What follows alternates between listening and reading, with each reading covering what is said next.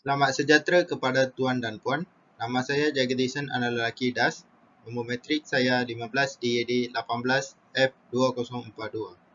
Hari ini saya akan membentang tentang mereka bentuk air cooler pada Savanius Wind Turbine Power Curse. Pengenalan. Memandu secara autonomous bukan lagi impian pada masa kini. Industri otomotif telah mengembangkan kenderaan untuk lebih bertanggungjawab terhadap manuver. Ini untuk meyakinkan pemandu untuk menyerahkan kawalan memerlukan kepercayaan yang besar terhadap kemampuan kenderaan untuk merancang dan strategi yang betul. Pendekatan yang paling selamat dan paling efisien adalah dengan menggunakan sensor bersama-sama untuk mendapatkan penyelesaian yang terbaik. Penyataan masalah.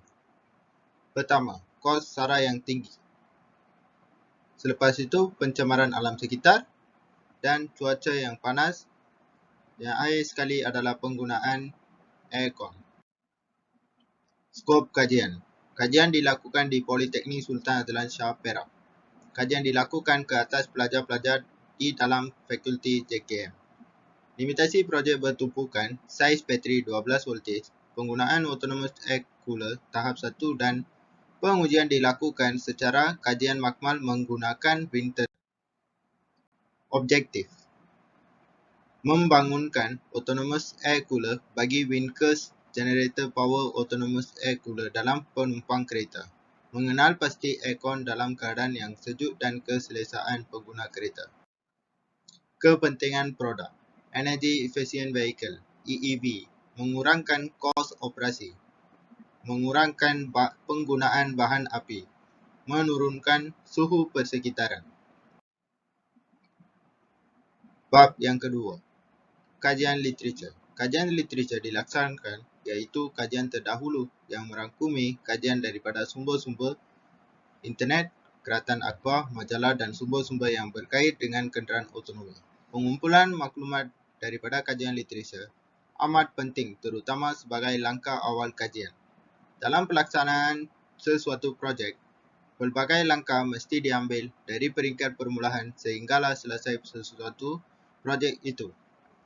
Masalah yang dihadapi pada produk yang dikaji. Di dalam bab ini kami mengkaji tentang wind curse. Bab 3. Meteorologi. Projek kami ini adalah hasil daripada projek terdahulu yang di mana kami melihat kekurangan produk tersebut dan kami mencuba untuk membaikinya semula menggunakan barangan hasil kajian produk kami. Bahan yang saya gunakan untuk produk kami ialah 12 voltage water pump size on off, tube hose 8 mm, fan cooler radiator, thermostat temperature controller, bateri 12 voltage dan wind energy controller untuk membuat air cooler. Pelaksanaan implementation. Saya telah berjaya untuk memahami fungsi air cooling system dalam produk kami dan juga telah menghidupkannya pada kereta. Saya telah membuat auto detect air temperature dengan menggunakan thermostat bagi mendapat suhu minimum udara melalui water tank. Results and demonstration. Ini adalah contoh gambar yang saya membuat projek. Ini adalah proses menghasilkan pilot test.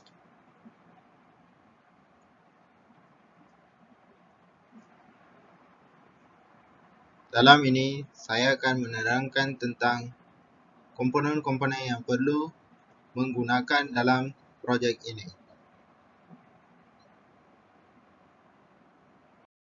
Sekarang saya akan membentang komponen-komponen yang perlu saya pakai untuk air cooler. First saya nak beritahu pasal bateri. Bateri ini bateri gel yang mempunyai 12 voltage. Yang ini perlu diletakkan di bonet kenderaan. Selepas itu, saya akan memberitahu main power supply switch and emergency push button. Yang ini membantu pengguna kereta masa kecemasan. Selepas itu, yang ini thermostat STC 1000 temperature controller for air cooler. Dalam STC 1000 ini boleh mengawal atau set untuk suhu minimum dan suhu maksimum. Suhu minimum adalah saya setkan 27.3, iaitu 27.3. Suhu maksimum adalah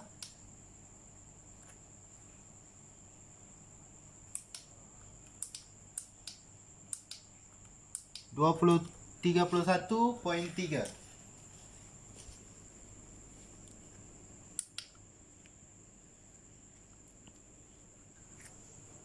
Suhu maksimum adalah tambah 4 temperature, iaitu 31.3. Selepas itu, yang ini adalah air temperature sensor. Yang ini ada combine dengan STC 1000. Yang ini membantu temperature sensor akan mendetek suhu temperature sekeliling ini. Selepas itu, air cooler, autonomous air cooler untuk di ruang penempang. Yang ini saya telah memasang middle nose untuk percikan air dalam pada udara. Yang ini membantu mengurangkan suhu udara.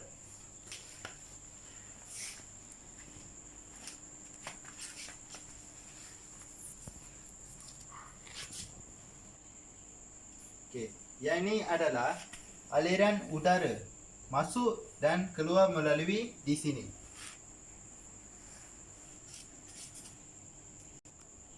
Sekarang saya akan menjalankan proses pilot test. Saya menggunakan